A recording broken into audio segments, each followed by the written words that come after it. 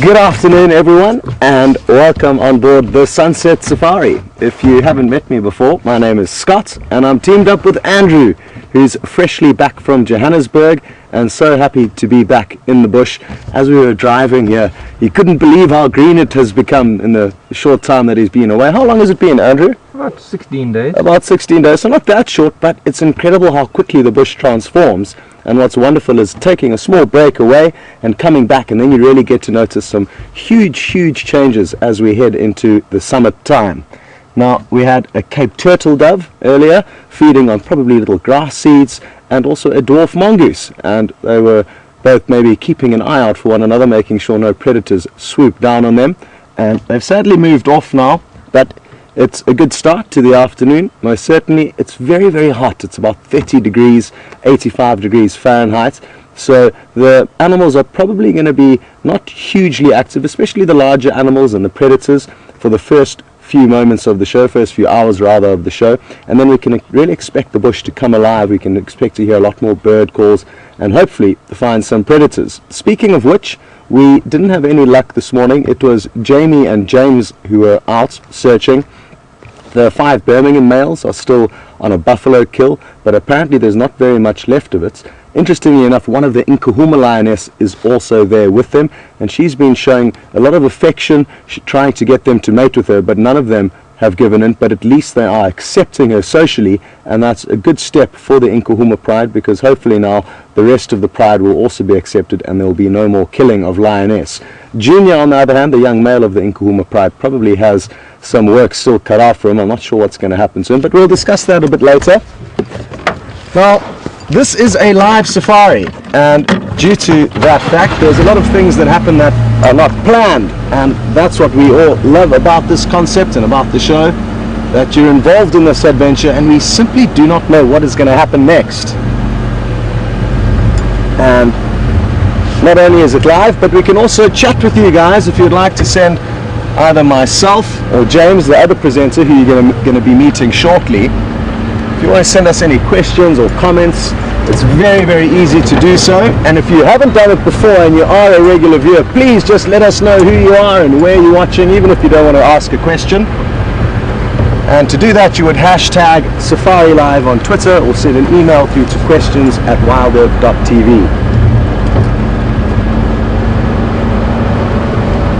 It's Jess and Nikki in the final control room this afternoon, and there's some other interesting and exciting news about what's going on here.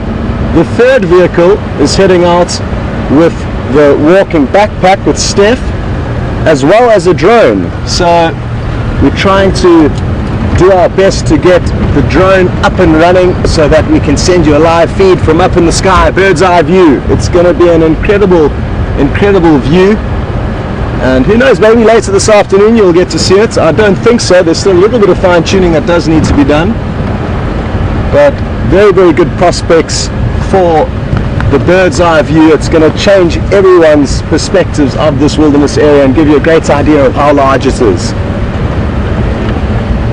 And we will therefore, I think, be able to justify quite reasonably not being able to find animals from time to time when you realize how vast the blocks are between all of the roads. And it's something quite fun and exciting for the cameramen. They're going to have to now become drone pilots, so adding a new dimension to not only the viewers' lives, you guys, but also to the crew here. We're very excited about the new toy. Let's hope it doesn't go swimming in the Djuma waterhole as it did a couple of weeks ago when a propeller went flying off. Well, I hope the signal holds as we drop down into this riverbed. But because it is hot, I would like to take you through a cool area in the hope that we may find some animals seeking refuge in this shady area.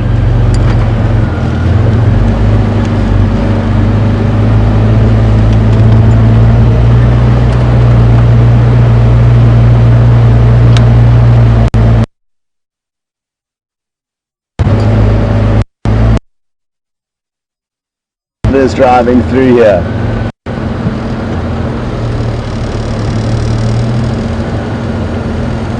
massive leadwood trees are the ones with the white bark that you can see. There's quite a few of them, and they tend to grow in small groves, often along riverbeds like this. One of the most dense and heavy woods of this area. I hope you guys are still with me. I fear that the picture may be a little bit jumpy. And it really is bizarre how on one day the signal will be fine here.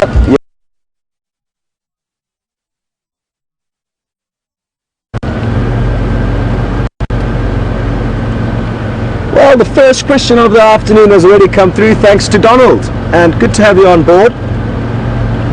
Don would like to know if we have a chance of possibly seeing a Thompson's gazelle here at Djuma.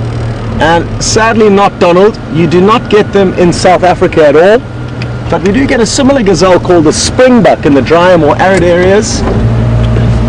This is really awesome. I'm just going to stop here and let Andrew show you the beautiful purple flowers of a tree wisteria in full bloom.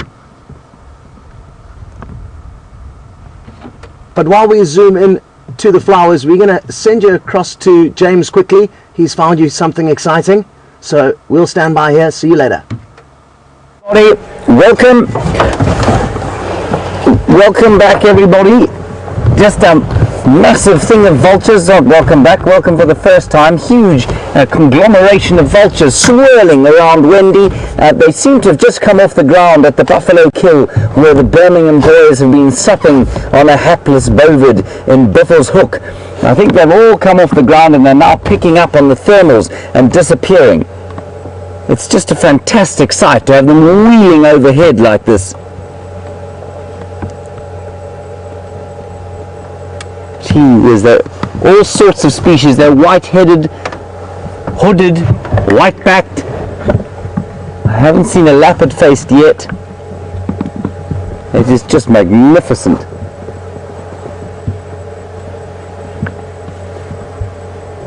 And they're gaining height at an incredible rate. There's definitely a huge thermal. Wherever we're sitting, there's some thermal that's going up off the ground and lifting these birds up into the sky. VM doesn't even know where to point the camera. There's so many of these things. So just a quick recap, everyone. For those of you who don't know, I'm James, and on camera today is VM, and he is trying desperately to keep up with the vultures wheeling over our heads. Just north of us is Buffalo's Hook, which is a property we can't traverse, but of course the animals traverse at will, and the Birmingham boys have been eating a buffalo there for the last 2 days. 5 young male lions busy taking over this territory, and these vultures, I suspect, have just finished what little there was left, and they're now up and flying, looking for their next piece of carrion.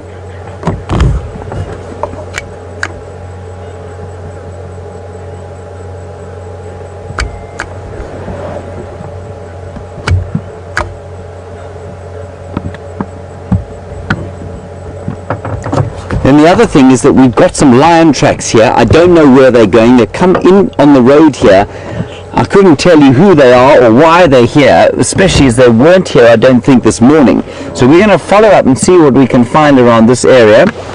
Otherwise we'll go up towards the cut line and see if we can't follow up on the tracks of the Nkuhuma Pride that were found earlier this morning. It all seems to be happening. One doesn't want to count one's chickens, or vultures as it were, because these lions have been very difficult the last few days. So I'm just having a very hard listen as to what's going on around us. You can see now the conglomeration .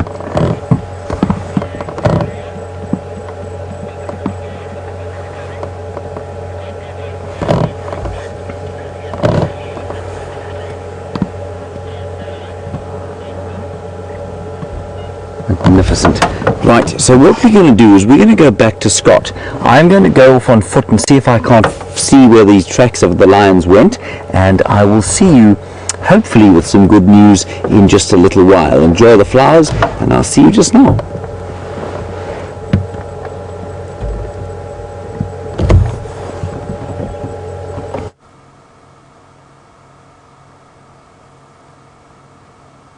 come back to the purple flowers of the tree wisteria, and I'm glad we rushed you across onto James's vehicle. It sounds like you had a wonderful sighting. These are all the bright purple flowers of the tree wisteria.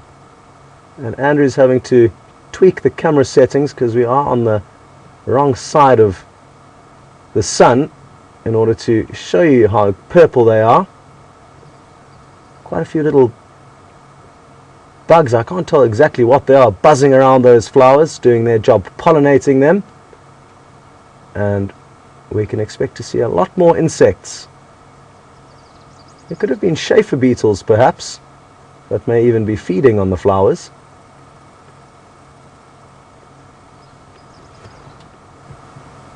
Beautiful. So Donald, back to your question about the Thompson's gazelle. Sadly we don't get them here in South Africa, but you do get them further north in Africa, mainly in Tanzania and Kenya is where I know they exist, and that's where I've seen them before.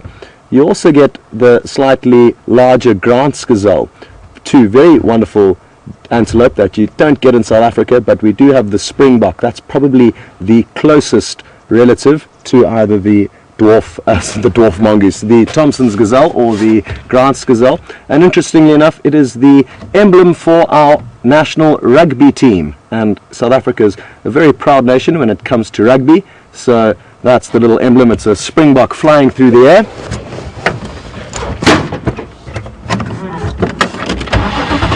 Generally though, Donald, gazelles will like open areas with lots of grassland, which is not the area we're in here. This is mixed thorn felts.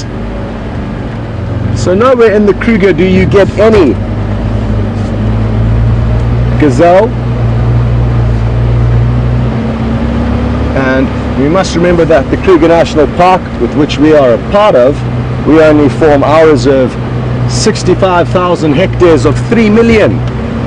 And there's quite drastic changes in vegetation and climate as you move through about 300 kilometers, which makes up the park. And even in all those different biomes and habitats, there's none that are suitable for the gazelles.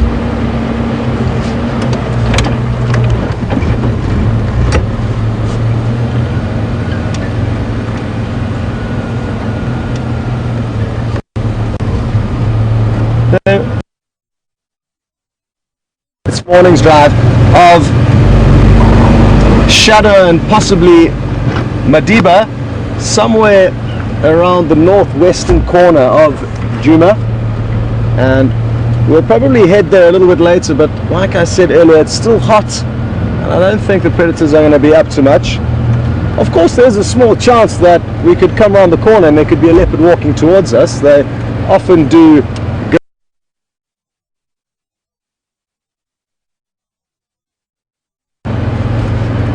I heard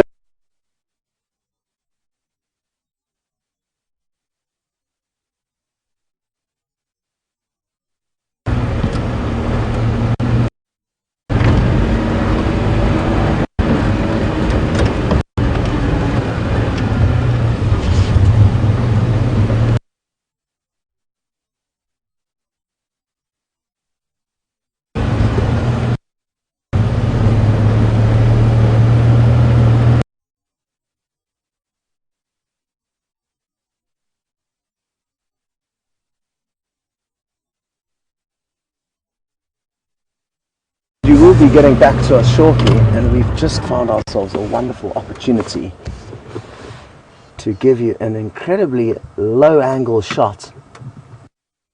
A beautiful big male Inyala bull, and he is slightly out of shot now, but I'm hoping he's going to continue to feed towards us. You can see the tiny little ivory tips which make up the last 2 inches probably of its horns. And like all the herbivores of this area, they are loving the surge of green. Look at what an awesome angle this is.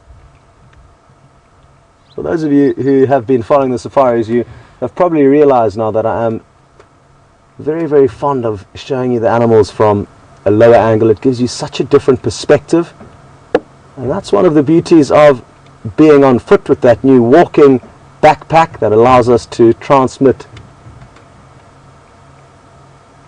whilst on a walking safari. Am I dreaming, or did I see a spider crawling up somewhere? It looked like there was a spider that crawled through the frame, but I can't work out where it was. Maybe it was a wasp flying through. Just seemed to be scrambling up a little piece of webbing though. Any luck there, Andrew? Negative. Is it hiding from us? Anyway, that's something we will be seeing a lot more of.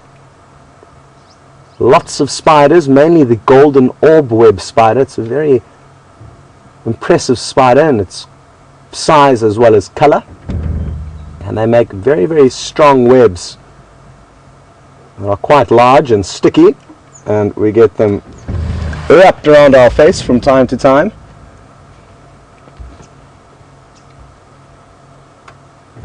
Great, well I'm glad we had at least a few moments with the Inyala. Interestingly, it's actually appears to be grazing now, and maybe it is eating small leaves, and that's typically what they eat. They typically browse on leaves, but at this time of the year, after a very dry rainy season, the grasses have been the first and the most productive in terms of vegetation, responding to the first rains. So there's a lot of green grass that's popping up, and when Inyala are desperate, they will mix up their diet a little bit and be happy to nibble on these fresh green grassy shoots.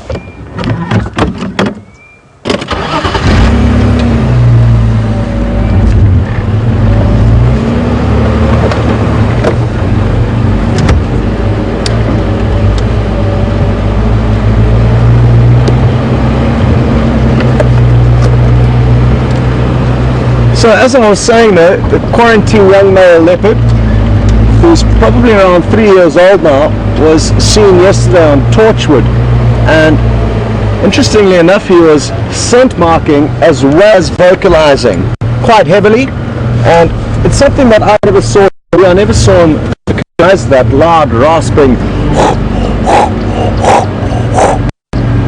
and becoming bigger and stronger and that, but probably still has another 2 years before he does become big enough and bold enough to dominate a territory of his own.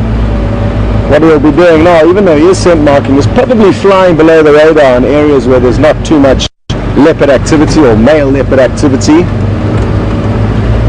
But the fact that he's calling, he's letting the other males know that he's around.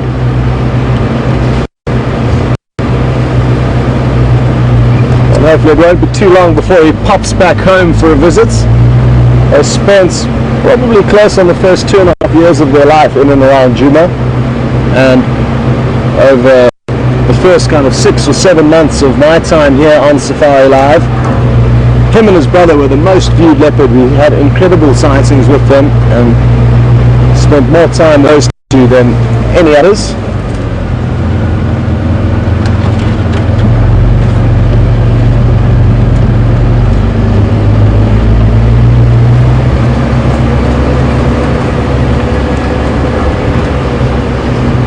I've been desperately scanning all the bushes we're driving past in the hope of spotting a chameleon, and I'm so desperate to find one that I've been doing it a lot of the time during the day, which is probably a huge waste of my time because the chances of spotting a well camouflaged chameleon in the tree is close to zero.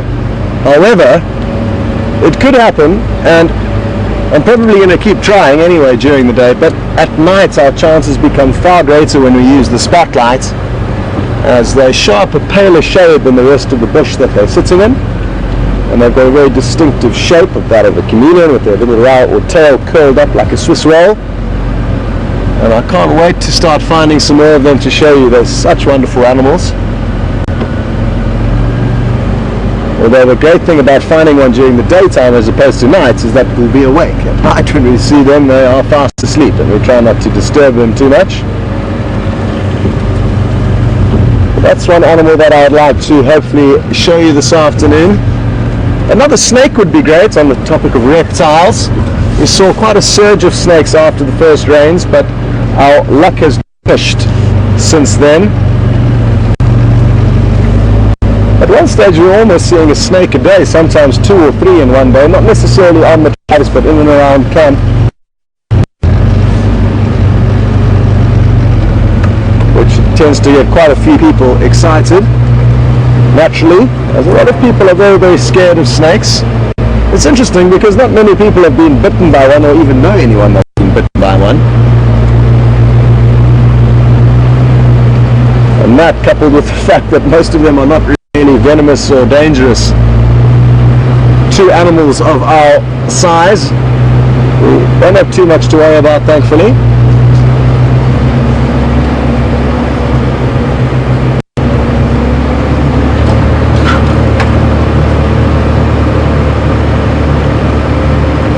So we nearly finished our riverbed cruise, sadly, and what that means is we're going to pop out close to Twin Dams. It's very dry at the moment. It'll be actually interesting to see how dry it is. I haven't been past in a few days. But that little bit of rain we had managed to pick the water levels up ever so slightly, but I fear that now it may have dropped down completely again. So a little muddy wallow.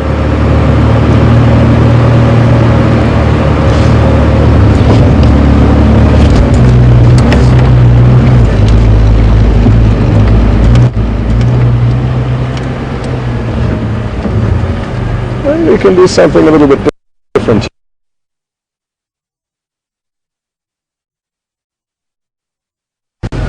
And see if Andrew can take on a kind of a different type of a tour of a tree. Is this going to work? I think so. Well, I hope you're back with us, guys. This is a view that I don't think I've showed you before of a beautiful, beautiful jackalberry tree. I always look at the larger specimens of this tree and think to myself, if I owned a piece of land here, I would certainly build a little tree house or platform up in there. There's so much structure that you can use, and it would be wonderful to be tangled up amongst all these branches, sleeping out overnight. I've never seen a leopard in this one. I've seen a leopard in the next one downstream from us, but it's a strange thing that I do, is I see trees that I like for their beauty and then always wish to see a leopard in them, and every time I drive past them I have to make sure there isn't one lying there. Until the day that one does finally show up. Obviously I have left lots of different areas having not fulfilled this wish of seeing a leopard up in some of my favorite trees, but this is one of them. So remember it, and hopefully it won't be long before we do find you a leopard up there. The tree that I was talking about, I'll actually go and show you now. It's just a little bit downstream from us. And interestingly enough, it was a very memorable sighting for a few reasons. It was the first time that any of us, well, Brent and myself were presenting at the time, had seen Kwatile, the female leopard that some of you got to see yesterday, that Jamie tracked down in both the morning and the afternoon. She was mating with Tingana yesterday, but a few months ago, probably 5 or 6, she was mating with Mvula, and she walked down. This is actually a crazy, crazy story, so I'm going to try and explain it as best as possible to you. Basically, from our right to our left, Mvula and Kwatile were walking down towards the riverbed, and Karula, another female, older female, was following behind them, only about 150 or 200 meters behind them, keeping a close eye on them. Kwatile was deep into Karula's territory, and Karula was just making sure that she was okay with that. She didn't actually confront them that I saw, but she certainly knew what was going on. And we followed them down, and it was in the summer months, so this waterhole was full, and the mating pair, Mvula and Kwatile, came down and had a drink just in front of me, kind of where my hand is here. So they were drinking just about there, and we were watching the beautiful sighting. It was after dark, and Andrew from Cheetah Plains, another guide, was making his way in to join us and he was coming from the southern side of the dam, so the other side of the dam, and you can see the dam wall over here. So he was coming from the other side of the road, and the ground drops quite far below that dam wall, so you can't really see anything approaching. But because Andrew was coming from that side, he noticed two of the Styx lioness, two female lions, heading straight towards the waterhole. And as soon as he saw them, he told us. We shone the spotlights up, and all we could see sticking over the dam wall were the eyes and ears of these two lionesses looking down at the leopards. So Brent made the very wise call of saying, everybody, lights off, we can't interfere here, no vehicles running. So we switched off and waited in the dark, and that was the best thing to do, because then both the lion and the leopard can see one another. It's fair, it's as if we're not even there, and we're not illuminating either of them or blinding either of them. The leopards then got wind of these lions and came rocketing out to my left, up towards the jackalberry tree where I'm about to show you, and the lions came chasing afterwards. So we'll drive the route that they ran to that jackalberry now. And basically, I just need to tell you one more part of the story. After this all happened, and the lions went chasing those two leopards up into the tree, Karula came down and drank from the other end of the dam. Now this was all within like 20 minutes of one another, and there was a breeding herd of elephants who got caught up in the mix, and they ended up chasing us and charging us because of all the commotion that was going on. So it was an adrenaline charged sighting, and both myself and Brent were presenting that afternoon. The other vehicle had caught fire, so it was no longer working that afternoon, and we joined up for the fun. So the lions chased the leopards from my left across this road, and they managed to get to this jackalberry here on my right.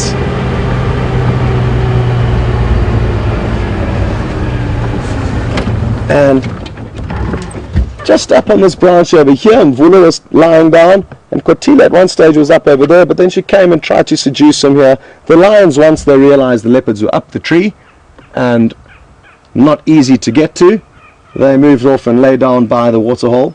But this is another beautiful jackalberry. Thankfully ticked off the leopard box, leopard ebony tree combo. You can see there's a bit of a breeze this afternoon, which is certainly helping.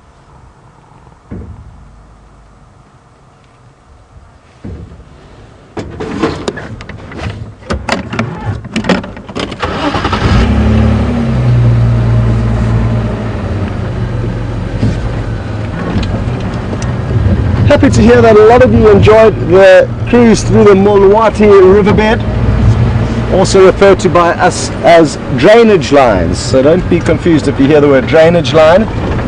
And while we drove through there, Jilly took a liking to the tree wisteria and would like to know, what do those purple flowers smell like? I couldn't smell them from there, and to be completely honest, I can't remember what they do smell like. But next time we drive past one, there's another one flowering up on Buffels or Cutdown, or we can make our way back to that one. I'll jump out and go and have a closer look and let you exactly know whether they are fragrant or not. So that's one purple flower that's out at the moment. Another one is sprouting out of the ground from the baboon stick lily. So that's another purple flower we can show you in the coming drives, and there'll be a lot more as the summer unfolds.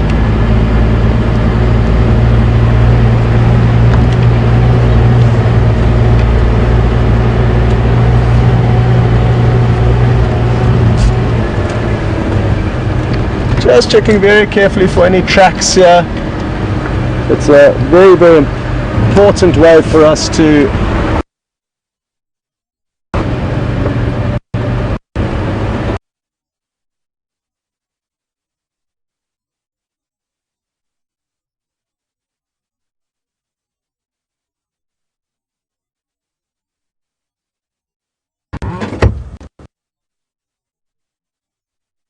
orange-breasted bushrat. Just zoom in.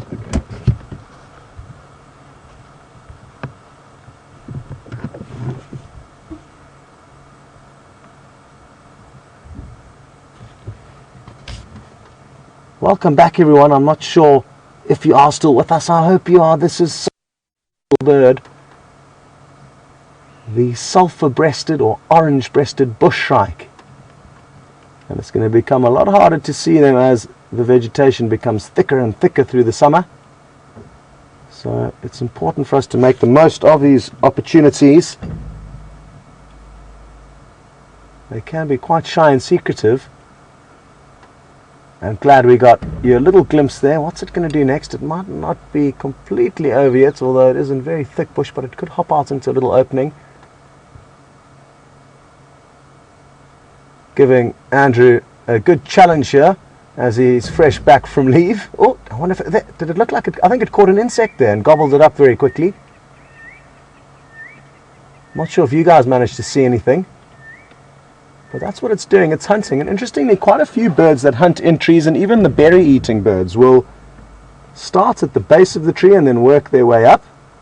And when they get to the top, they fly to the base of the next tree. I think this one's probably just a bit lower down. There we go. Well done, Andrew.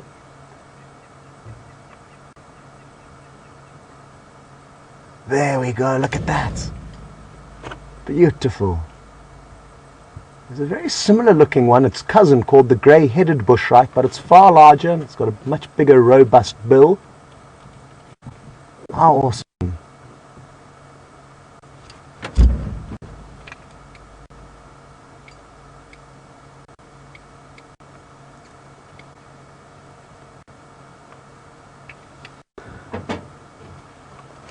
Well, while we enjoy watching this little orange-breasted bush shrike flittering about, Gail in Rhode Island would like to know if that riverbed will ever flow during the rainy summer months. And yes, it certainly will, Gail. It will flow for short periods of time. The last rainy season when I was here, we didn't get very much rain.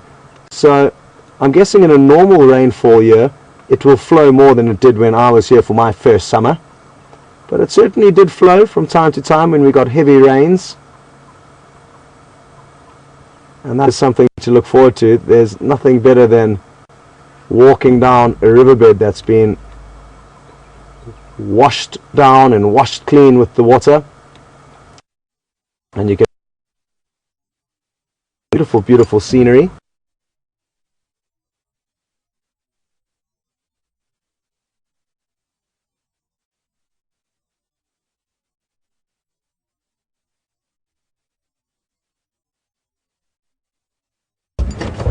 Now,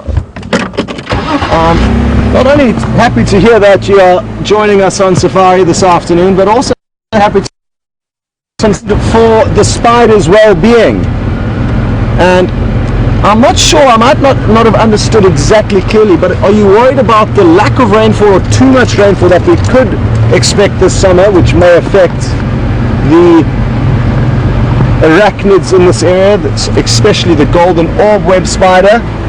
And if it's the lack of rain we experienced in the last summer months, I don't think it would have caused too much of an issue for them. I think there was still enough insects around to allow the golden orb web spiders to have a successful season.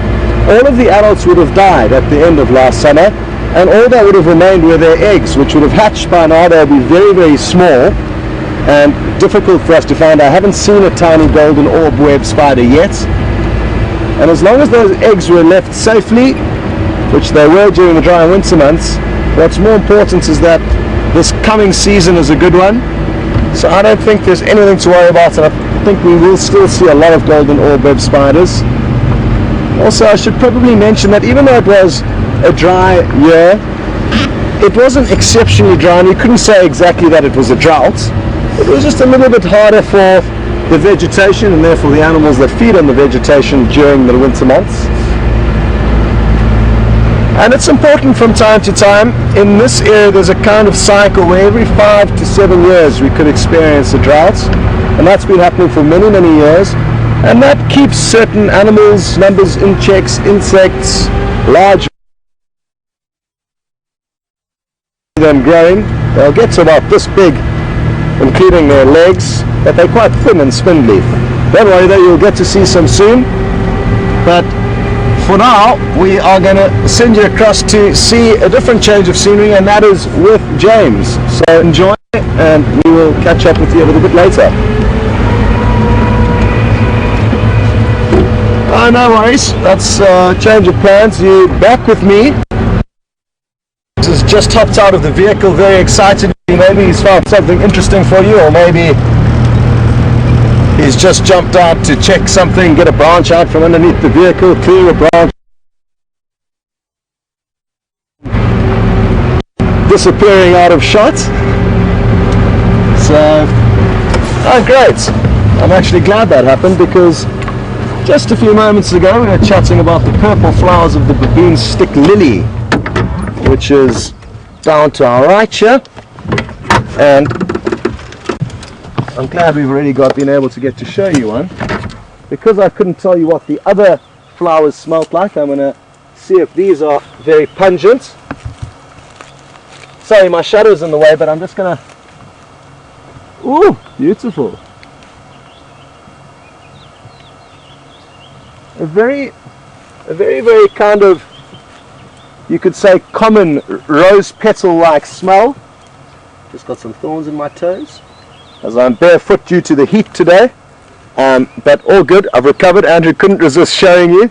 But it smells very similar to any kind of regular flower. It's not very distinct, but very flowery in fragrance.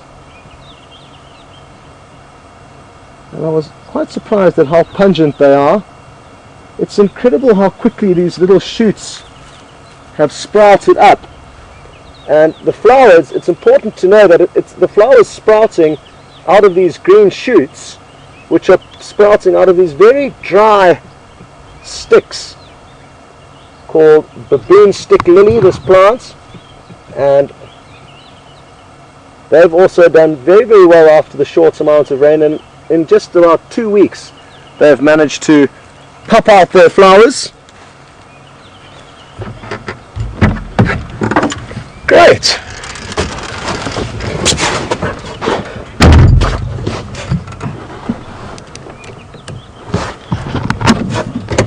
Apparently there's a leopard at Gallagher. Okay, thank you Andrew, that's an update we couldn't wait for. Hold on everyone, we need to go quickly. There's a report, as you heard from Andrew, of a leopard at Gallagher. And I'm not sure, oh my door wasn't closed. Best we fix that. Okay, we're good to go. We're probably about 4 minutes away from there. It's such a tricky area to find leopard because it's thick. And I know Karula spends time there. We haven't seen her for quite a while. And it won't be the first time we are responding to a sighting of her there when we get there too late. So, hold on. And sorry for the bumpy ride.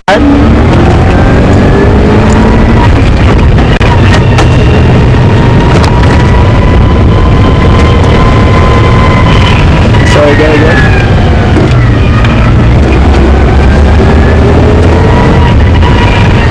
It just went flying across the road, and we're still probably about 4 minutes out. So what I'm going to do is I'm going to send you across to James's vehicle, which is moving at a more leisurely speed, and we'll get you back on there when we're a bit closer by, and we'll let you join in the hunt then.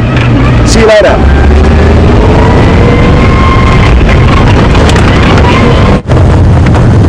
Hello everybody, wonderful news that.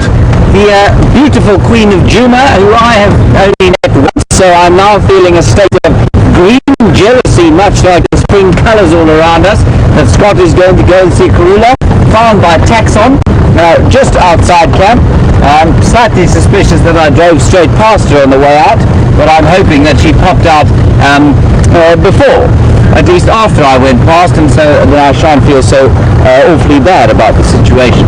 So while Scott drives there at great speed, we are going to head towards Buffalo's Hook Waterhole, and we've come here in search of lions. Those tracks that we found earlier were definitely turned out to be from last night or early this morning, so, and somebody else had seen them this morning. Anyway, we are now at Buffalo's Hook Dam, where there were tracks of lions also this morning that Scott and Steph were following, and so we'll see if we can't find something here. has been a very hot day, well, relatively hot day, and so the chance of something coming down to have a drink are pretty good. And even the cats, you know, if they have been on a kill, or if they haven't and they've just been lying feeling hot, they will be around here and possibly having a drink. Oh, no, they're not. Look at that. There's somebody else.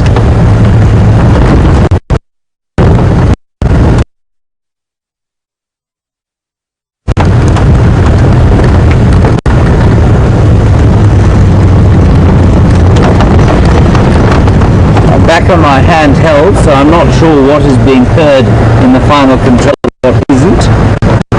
There does appear to be here. That is our fearless leader, Graham Wallington, who seems to be about to fly a drone, possibly into the water again. That will result in, of course, some swimming, as it did with me. Just going to have a quick listen around here.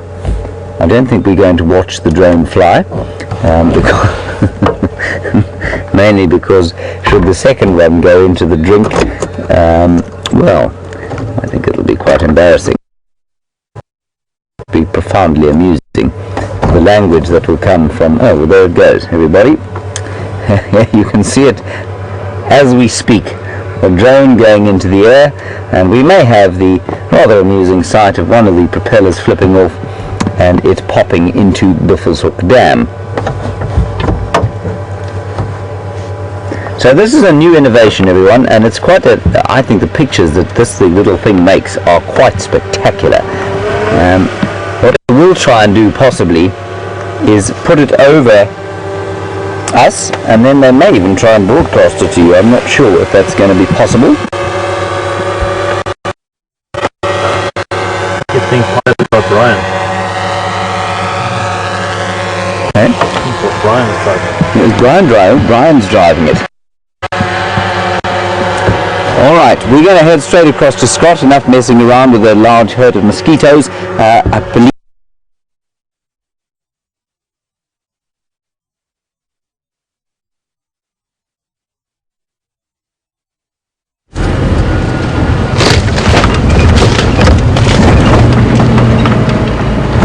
Welcome back, everyone, and I'm just letting Aubrey get into position quickly, and then we're going to slot into place.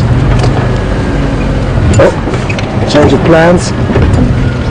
The leopard was just up on a termite mound in the stick bush ahead of us, but she's dropped down, and I wonder who it is. I haven't worked out yet. I haven't had a good look, but we will get a good look very shortly. This is going to be a wonderful, wonderful sighting, as I think she may, if we're lucky, pop into the quarantine clearance. So get ready to take your screenshots, and if you don't know how to take a screenshot, make sure you find out quickly, because this is going to be an opportunity not worth missing. Although she's just changed direction and is no longer heading towards the clearing, but we will get some good views of her shortly. Just off in the bush to our right here, and I'm planning on looping ahead of her and then waiting for her to come past us. It can be a bit of a tricky business because they tend to zigzag, and if it is Karula, the female leopard that we know quite well, we can expect her to do a lot of jigging and jagging from side to side.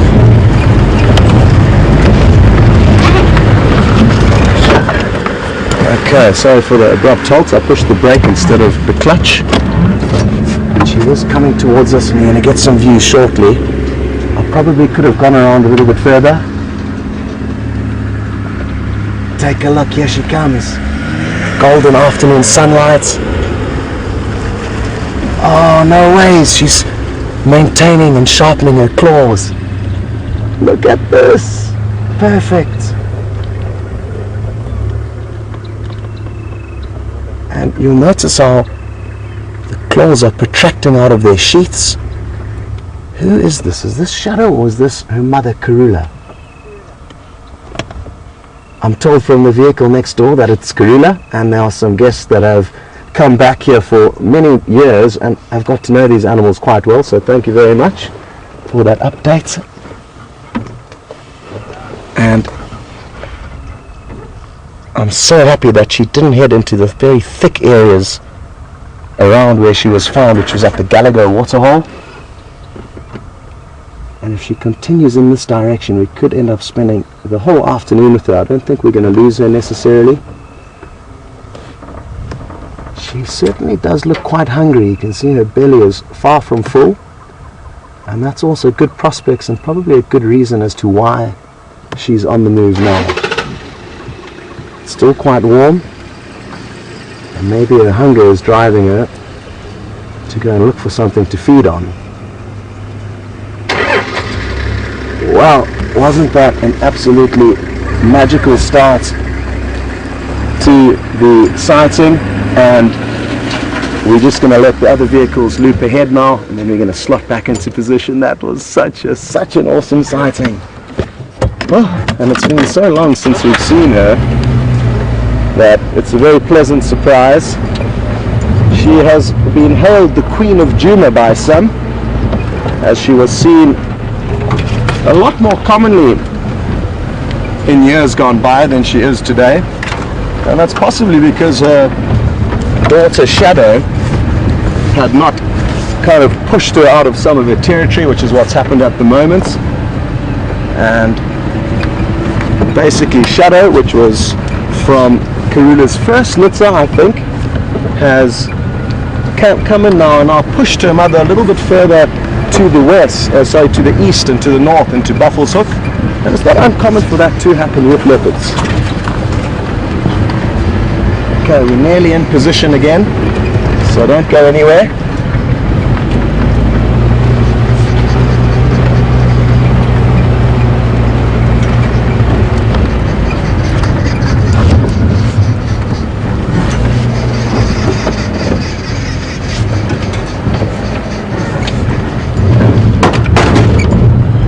In this hot weather, Mischian is interested to know whether any animals will potentially die of heat stroke, and not that I'm aware of. Just wanted to get onto the right side of the sun here, and we're going to get some more beautiful views here.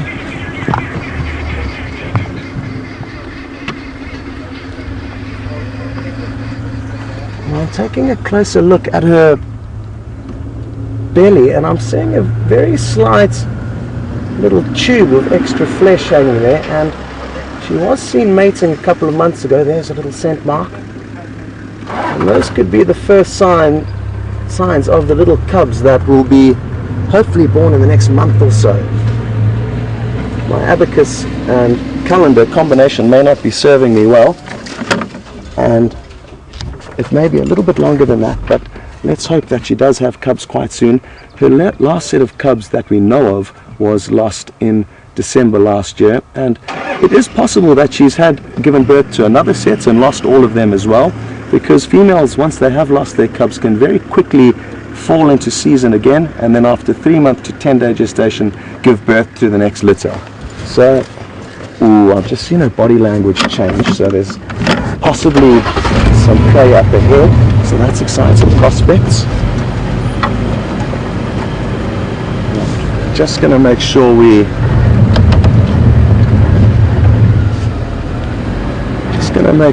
don't interfere in any way. So I want to just stop here and let you get a closer look at that body language that I'm talking about.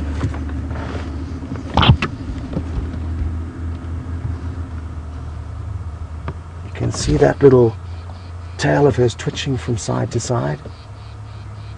Her ears are pricked up, listening intently to something up ahead. It's too thick for me to see. Andrew's not in a position to really show you what she's looking at because there's a vehicle in the way, so it's not going to help hugely, but you've got an idea that it's... Look at her body language again there, pricking up from side to side. This is the only leopard that I've managed to be able to share making a kill, and it was actually the day after she lost her cubs last year. She killed a tiny baby impala, but it's the only leopard kill that I think we've documented in the 1 year that we're approaching being here for now, and maybe today that will change.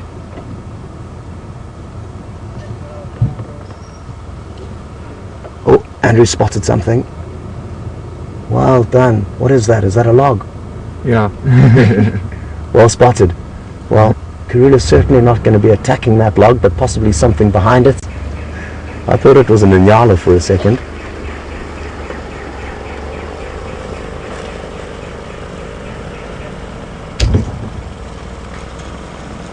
Okay, let's watch closely now. The vehicle's probably going to get in the way, but she is lowering her body a little bit. Here you can see the tracker seat with the tracker sitting on it, taking a close look at Karula. And that's William. What a beautiful view this is. Big yawn.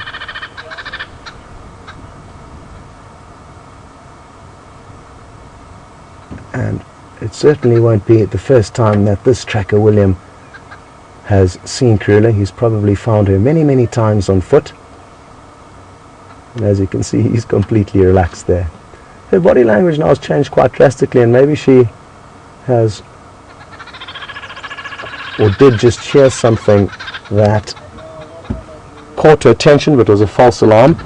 Just like us as humans, animals are thinking about hunting, but they also do need to think about their own defense, because other leopards, lion, hyena can be dangerous to leopards. She probably won't move just yet because she's popped into another small clearing where Andrew can film her from. Another scent mark there, you may have just caught the end of that.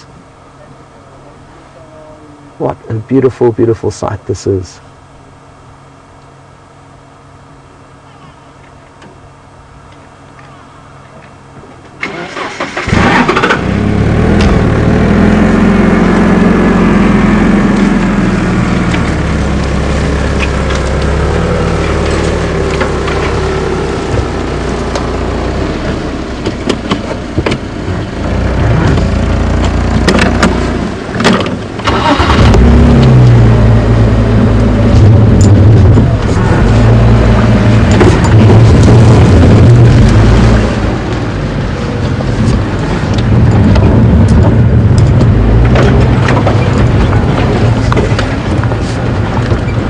Okay, well, Kari and Ruth are both interested to know a few little things about Karula.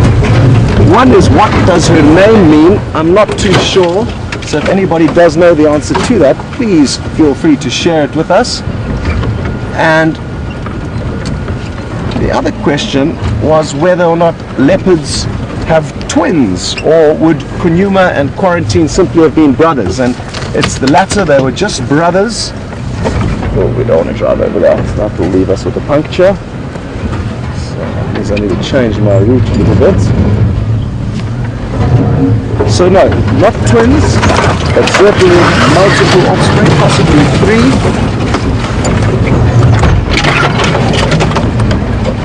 But usually 2 cubs. And let's hope that she does give birth to, for me, ideally a male and a female. That's the best combination, because you get the best of both worlds. But any cubs will be great, let's be honest. We have never been able to really share sightings of tiny cubs with you, so it'll be good to change that in the coming months.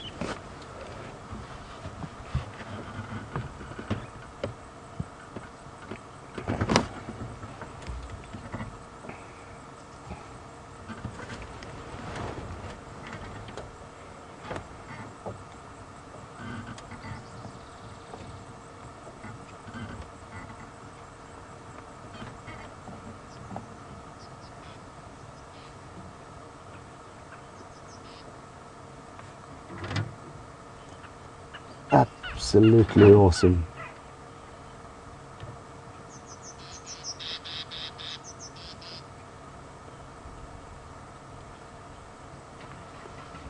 And still on the topic of cubs, hello Janet in Massachusetts.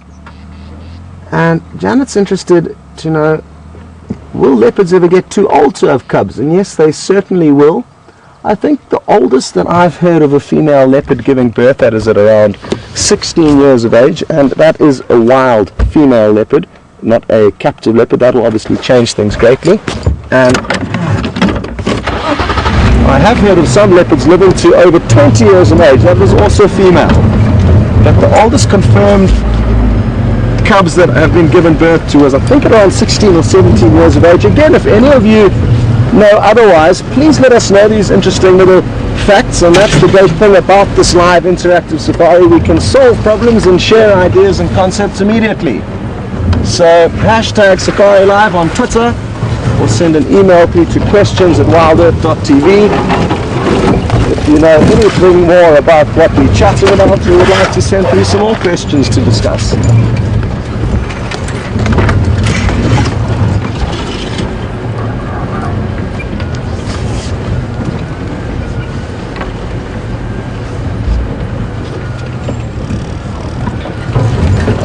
To give the other vehicles a quick update. They can't maneuver as easily as we can through this thicker vegetation because the vehicles are much bigger, and it'll just be nice for me to tell them exactly where she's heading, which is into a bit of a tricky area. But I'm just going to stop here. Andrew will be able to get you a few glimpses of her as she melts past us. Afternoon, Jors.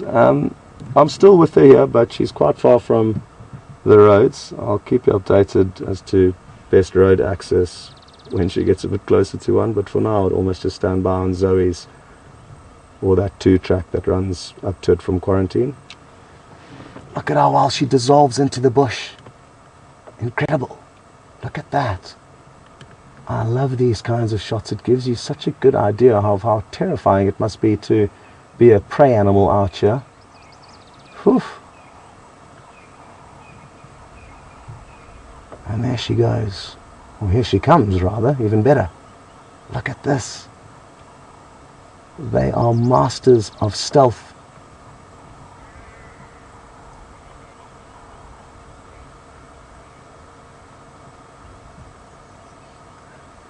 And in this golden afternoon sunlight with this fresh burst of green, we are getting some wonderful, wonderful shots of her.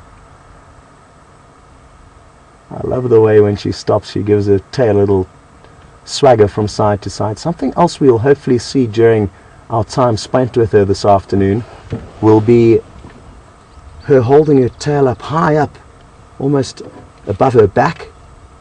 It's a trait of hers. And it makes for, again, some beautiful screenshots.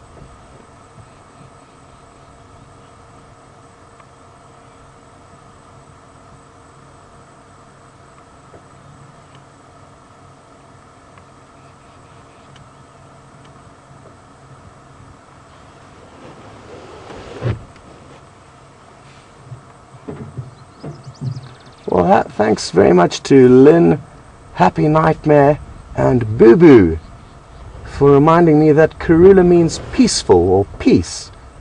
And this afternoon certainly is a good example of a very, very peaceful leopard. If you are joining for the first time, it's important that you know that usually these animals are extremely shy and elusive.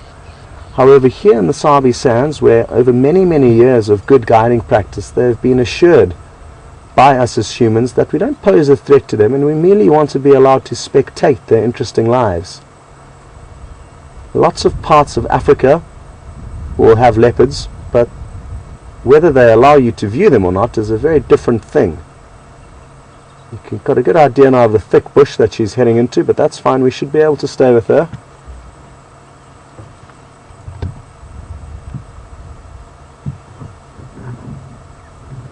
She is on high alert.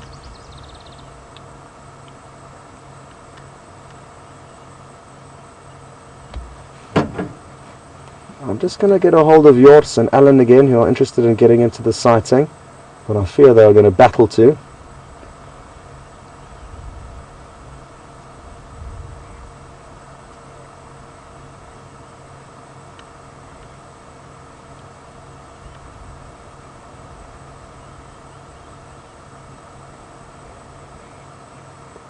I just can't talk at the moment because they're busy having a conversation with themselves.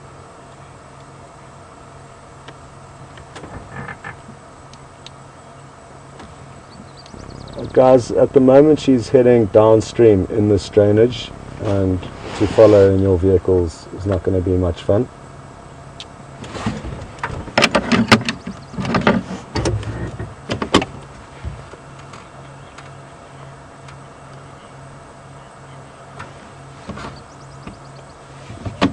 Beautiful. Absolutely wonderful. Well done, Andrew. Some great camera work there, and aren't we lucky, everyone? And from the purple flower of the baboon stick lily, we had to drop the clutch and hustle on over here. And just before that I was saying, you never know what's going to happen and how things may change. And from stopping for the smaller things like flowers, which is so important, we got that wonderful message over the radio, and the excitement is now continuing.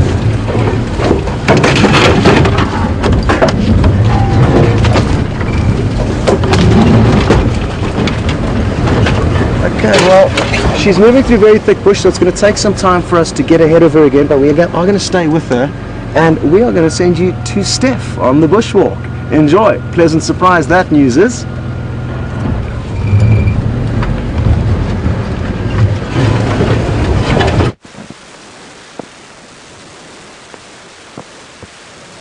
And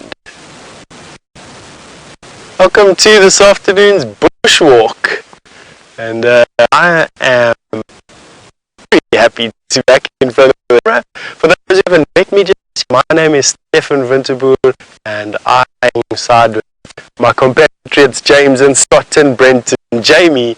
We bring you the safari experience that we bring you. Part of what I bring you out here is an on-foot experience.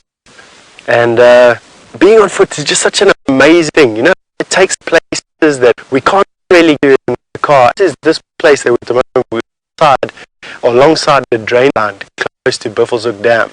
And it's a place that I haven't actually walked to in a long time. We decided to come and have a look here. We lost male lion tracks this morning that we were helping you find in this area, and we thought that we'd come. So it's Jeandre on camera and myself here in front, and we've come to show you something quite interesting up here. But before I do that, I want to show you that just some things for those of you who get a bit of a fright seeing all of a sudden we've got a rifle with us at the moment. The rifle we use as a safety device. It's just a piece of safety equipment. We have to never use it. We won't put ourselves into compromised positions as much as possible. It's just with Andre wearing a backpack like he is at the moment. It's just a essential piece of safety equipment. But nevertheless, let me show you what we came to show you. This mass of sticks that you can can you believe it?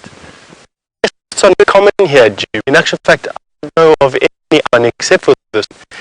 And from a bird you see very often. In actual fact, this is the nest of a hammerkop. And just one pair build this enormous stand on that nest. Can withstand. They can stand the weight probably about 70 kilograms or so. Can you believe that? And inside of that, it's hollow. And it's plastered on the inside. The hammerkop birds will bring mud and plaster the inside of a nesting cavity. And what they will then do is have their chicks inside and then vacate that nest and go and build another one in a different tree the next year. They don't even come back to this monstrosity. What I might ask Jeandre to do is actually just step back a little bit and give you size of scale. I'll stand here at the tree. Actually see how big it is. I mean, it's easy.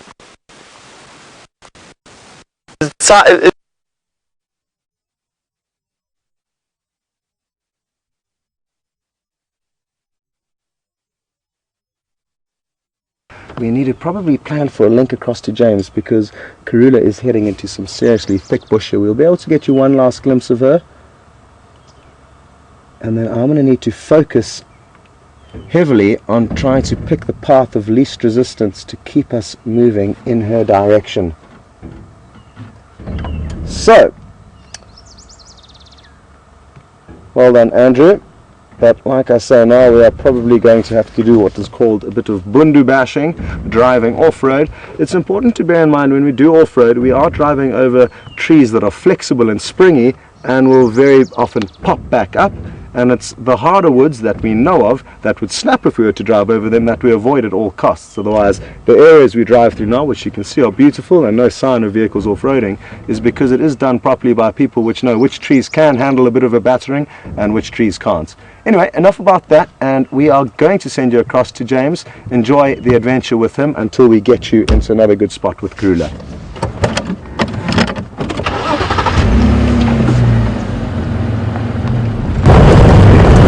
Hello everybody, welcome back to Wendy, where I'm driving at a frenetic pace.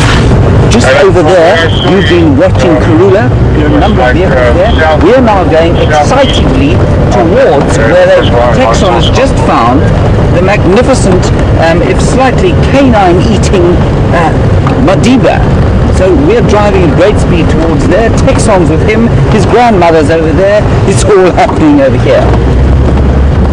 Certainly a lot more than it was happening earlier for me. I'm most excited.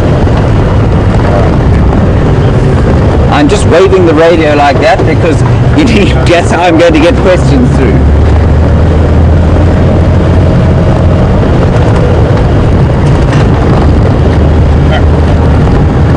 So, very good question. Viam was just asking the same thing. Kathy, what will happen if Karula and Sindile meet, or Madiba? Gosh, and there's more confusion on the name, which I'll explain when we get there.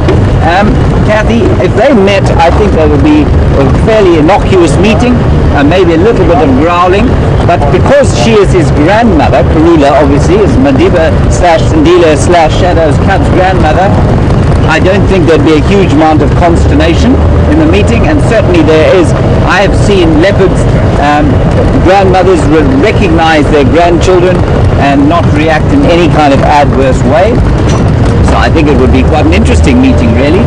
I don't think it's going to happen.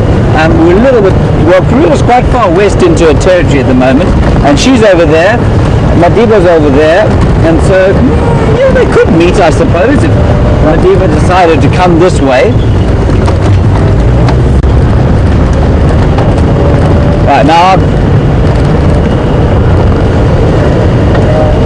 right, we're going to go nipping straight across to Scott, who's got another view of magnificent Karula, grandmother to Madiba, and I will see you just a little bit later, hopefully with Madiba in sight. Bye-bye, good luck.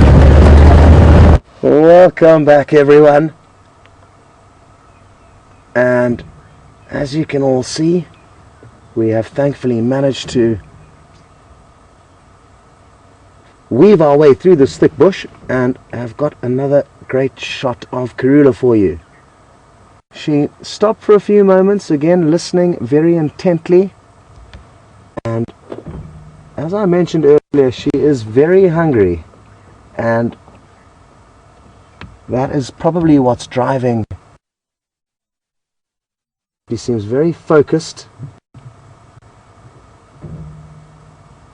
And aren't we so fortunate to be following this leopard on a live safari here in Africa?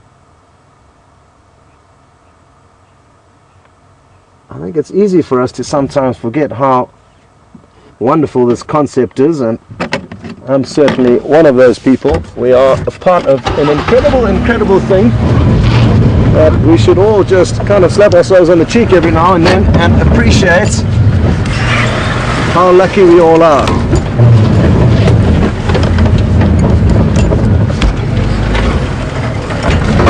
Come on, Jigga.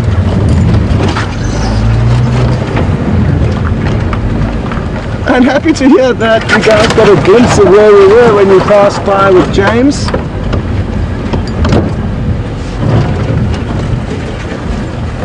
And he's also got some exciting prospects for the afternoon, I'm told. It's really great to be able to follow Karula through this area now, because I haven't followed her for quite some time and actually haven't spent at all much time with her. I've spent much more time with her two sons, Djuma in quarantine, as well as her sons, also as well as her daughter Shadow and her cub Madiba. But Karula's been a bit evasive and elusive. I haven't seen her as much as I would have liked to, and by being able to follow them along these paths, you get an idea of likely routes that they may take. They certainly won't patrol this route daily, but every now and then they'll move through very similar pathways, and if we have tracks that are heading from the direction where we've seen her earlier towards here, we may have an idea of likely paths in which to check for her tracks.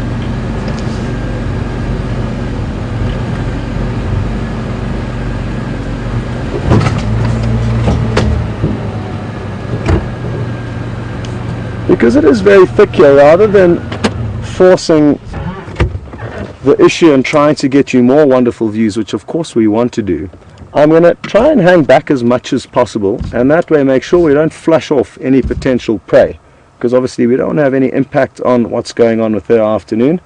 And in the thicker bush, it's sometimes better to just let them get a little bit further ahead of you, and that way we can just read into her body language. When she's confident that there is nothing up ahead, then we can move forward, but at a reasonable distance behind her. So that's the method to my madness. And after her brief stop where she was earlier, sadly we couldn't show it to you because it was just too thick, but she's got up and carried on moving, and that's the cue for us to also continue moving, but following from about 40 meters behind. It can be a little bit risky because in this thick bush she could very easily disappear.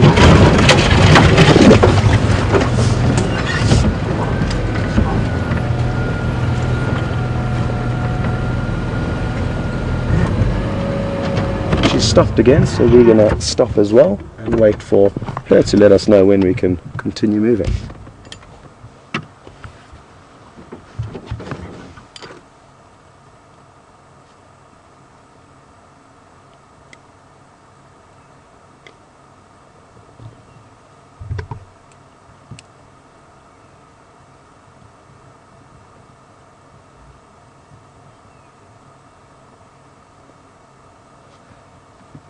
Oh, well, we've had a very, very interesting update from Julia, all the way in Houston.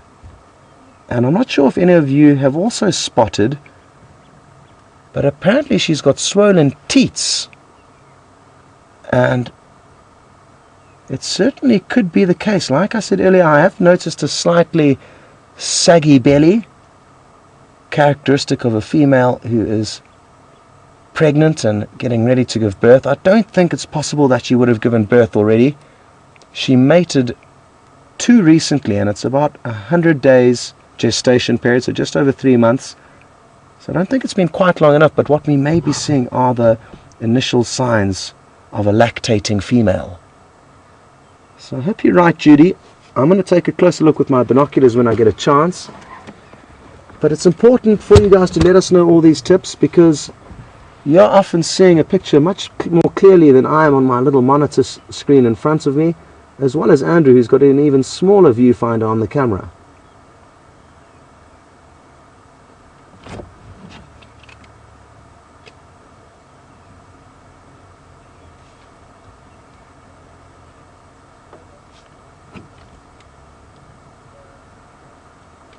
So as you can see, she's stopped again, and once she moves from the spot where she is now, then I will feel comfortable to continue moving after her.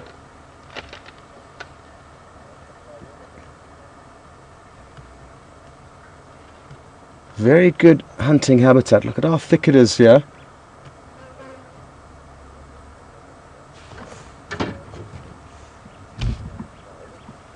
I'm just going to try and get a hold of James quickly and let him know that Nikki is battling to get a hold of him in the final control room. But there's a lot of chitter and chatter on the radio this afternoon, which makes our lives very interesting, because we've got a whole conversation going on in one ear and a whole other conversation going on with you guys. James, please try and contact FC.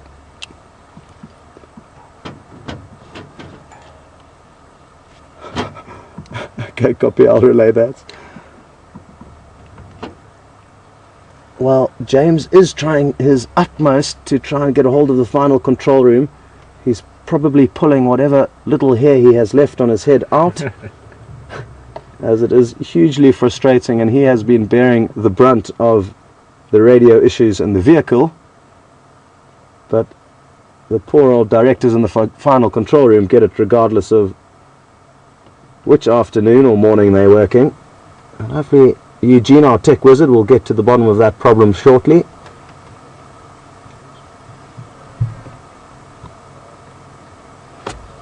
Okay, well, James is probably waiting to receive you, even though FC won't be able to let him know that. So what I'm going to do is I'm going to tell him that he's going to be live in about 20 seconds. But again, I just need to let him know that he is going to go live, and I have to wait now for the Game Drive channel for this to all happen. But like I've said, there is a lot of chatter on the radio, sadly. I'm guessing Nikki didn't copy the message as I just called out to her now, because she would have been trying to listen to the audio from his feed rather than the radio. James, be ready to go live. I'll let you know when you are. Okay, well, James is ready to go live, so that's great news. And you're going to go across and see another leopard. It's actually thanks to this leopard that you're going to see the leopard you're on the way to, but James will tell you more about that. Enjoy, and we're going to try and stay with Karula.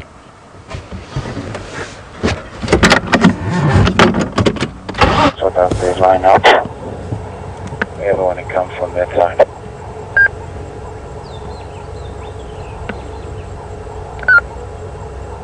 James, you're alive, you're alive. Hello everybody, welcome to this magnificent sighting of beautiful little Madiba.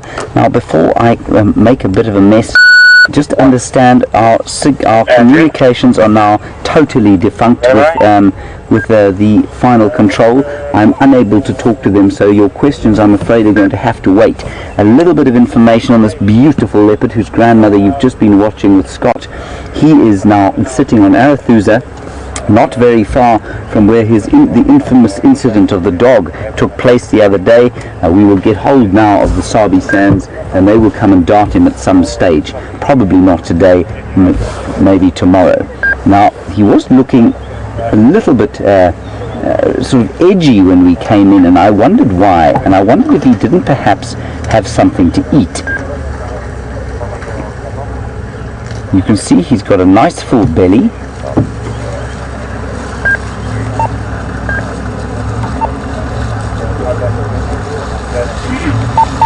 And yeah, so like I say, I can't communicate at all with the final control, but we'll just watch this magnificent little leopard sitting here.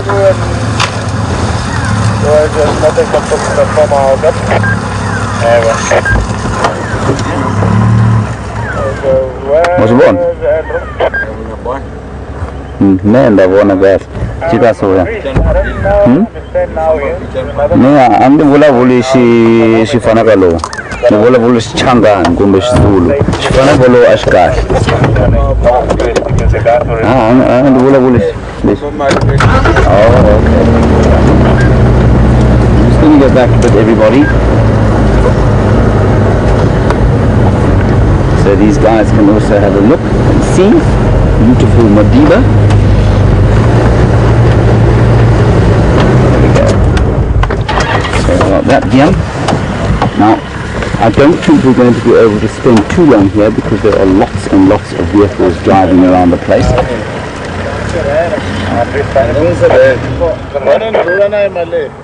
Okay. I'm on charge. So I went back to the northern tunnel with that. You're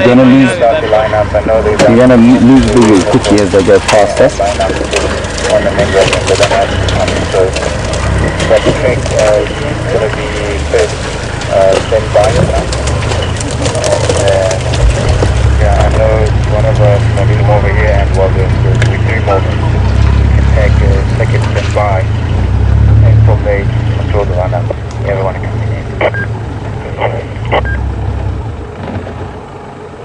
Oh, isn't that wonderful?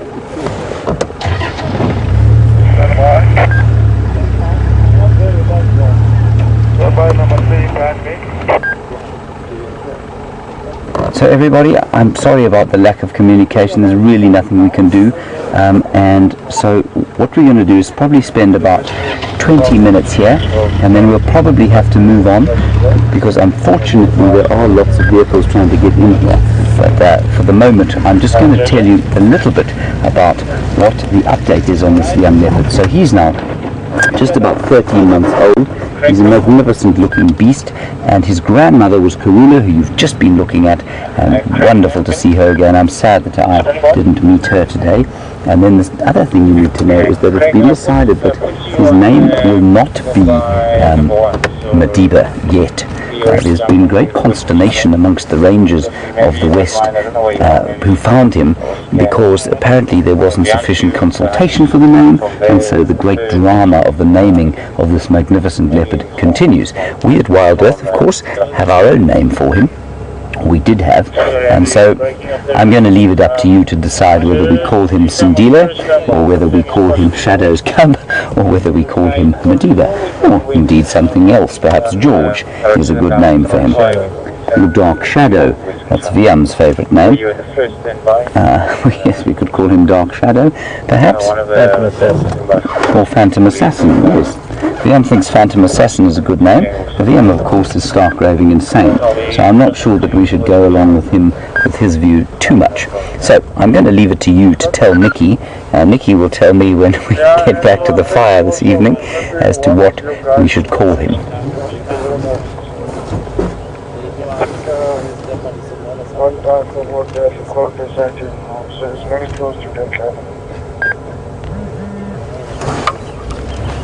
Seem to be getting a message from Nikki. So, just a very beautiful little leopard. And what's going to happen, for those of you who don't know, he did catch a domestic dog the other day. Now that was simply a situation born, I'm not going to go into the details of it, but it's a situation born of the fact that there are huge numbers of poor people living outside the reserve. Some of them have domestic dogs. The dogs sometimes get in, sometimes they're part of poaching groups. Anyway, that's what happened, and he caught one of those dogs. There's always a fear of rabies in these areas, and he will be inoculated. We were initially very scared that they might have to destroy him if there was some kind of... I've got a phone call now from Nikki. Hello?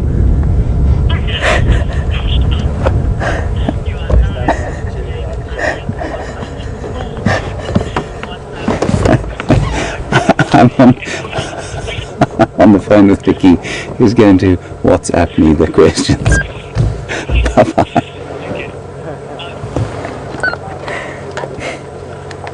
I'm afraid. Viam, get it off my face and show them the leopard. Yeah, and she appears to be heading up the western Go away. of the drainage now.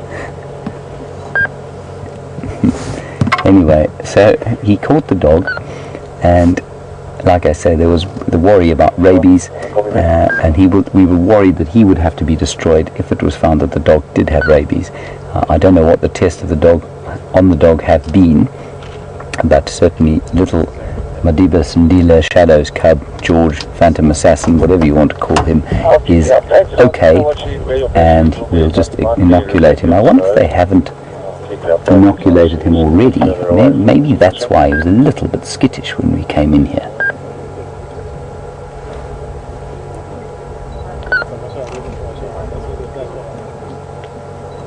He's doing his favourite thing, of course, which is lie on termite mound and be confiding and give us a wonderful thing. And then we have an amazing update. Again, I feel ashamed. Gilly in Milwaukee, you say you've heard that he was darted yesterday. Well, that'll be why he's looking a little bit sheepish about life. That's fascinating. I had no idea that they'd even found him yesterday. Certainly none of the rangers were told about it, or none of the ones I spoke to. So that's good news. He's been darted, he's safe, and what the dart does, what they do there, everybody, is they will shoot him with an air dart, and the dart will go into his bottom, and as it goes into his bottom, it will immediately inject a substance called rabicin into it, and that may probably make him feel a little bit fluey for a day or two, but after that he'll feel absolutely fine, and he'll be inoculated forevermore, hopefully, against the ravages of rabies. I see now even my cellular telephone is no longer picking up signal. It would be very kind if Madiba, Sindile, Phantom Menace, whatever he is, would go into a more signal-rich area so that you could ask him questions. comment on this lovely, lovely little animal. I was so excited when I heard he'd been found today.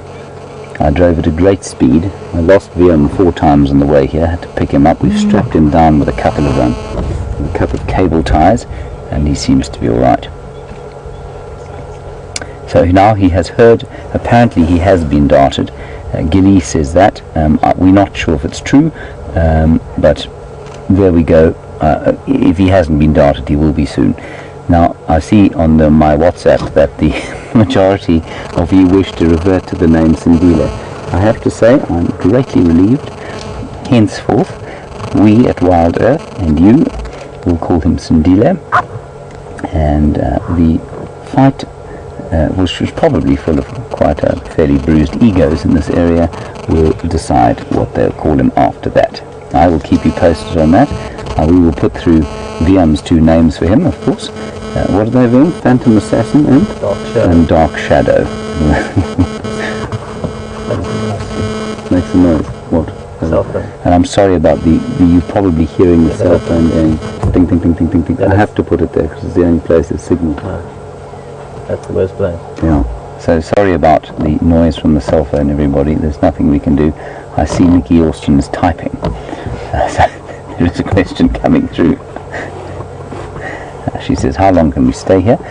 Nikki will probably be here about 20 minutes, I think. Certainly there is a lineup trying to get in here. I, of course, can't talk to them, but the other guys will keep me posted. I'm going to grab cell phone. I'm getting 4 bars, 3G.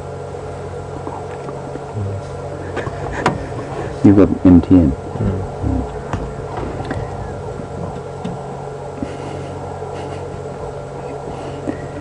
Please excuse the sardonic sense of humour of VM Doornbrach.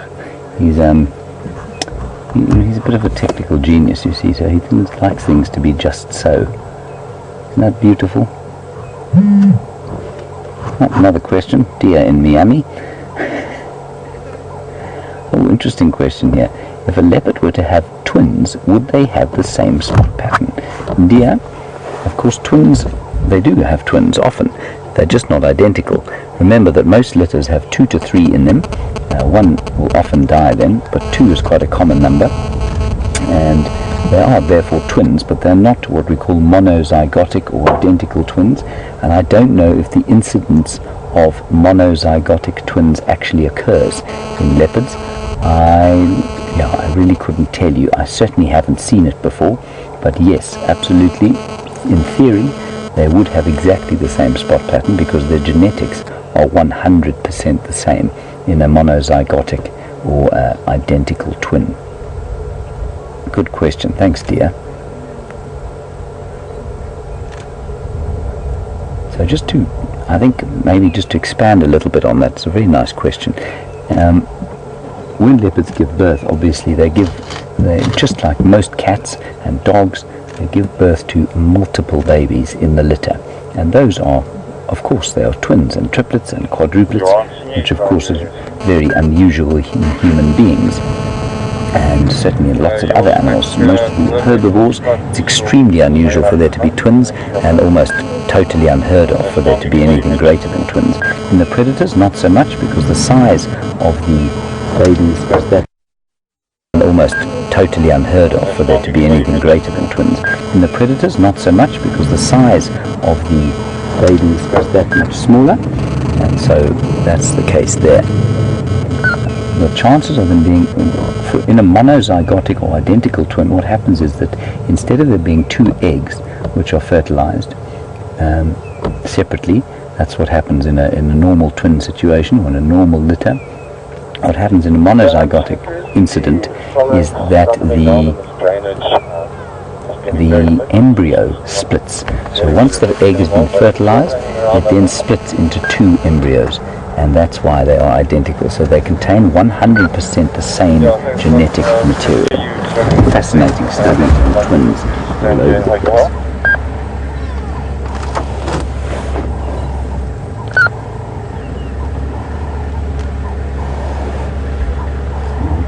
Sabi Sands that has just arrived, and I wonder if they're not arriving to do what Billy has mentioned. I'll get an update from them, everybody.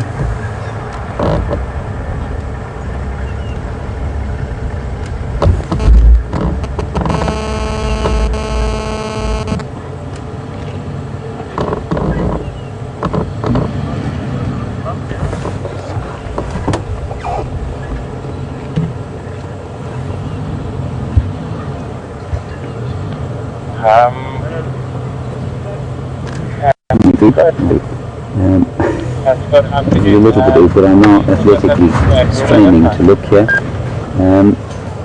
Yeah, it's going to, you sent me an image.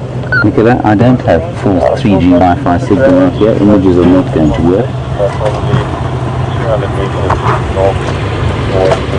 I've got no idea what's going on with the lineup, so we'll just keep them posted when the next guy comes